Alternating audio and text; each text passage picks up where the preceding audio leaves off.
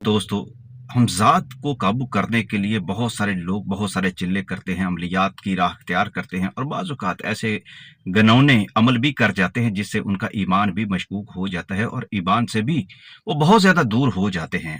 आज मैं आपको हमज़ात के साथ दोस्ती ताल्लुक़ बढ़ाने का एक रूहानी अमल बताने लगा हूँ, रूहानी तरीका है, रूहानी वज़ीफ़ा है, इस्लामी तरीका है।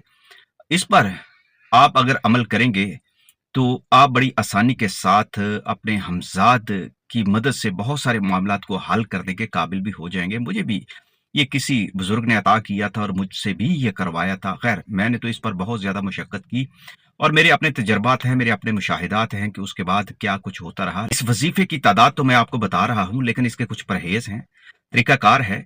वो मैंने अपनी किताब औलिया अल्लाह के जिन्नात के अंदर बड़ी तफ़सील के साथ बयान कर दिया है और इसको अपडेट कर दिया है।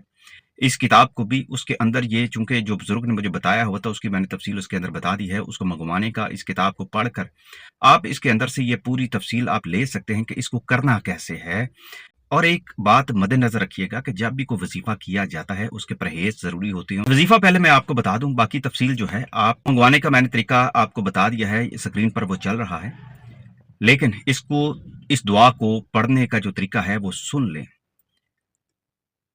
ला इलाहा इल्ला अंता सुब्हानका इन्नी कुन्तु मिनज़ ज़ालिमीन बहक़्क़े या हय्यु या क़य्यूम। इसको कम से कम 1,25,000 मरतबा पढ़ना है, 40 दिन तक पढ़ना है और नमाज़े इशा के बाद पढ़ना है या नमाज़े तहज्जुद के बाद। इसकी सबसे बड़ी जो शर्त है वो नमाज़े इशा और नमाज़े तहज्जुद है।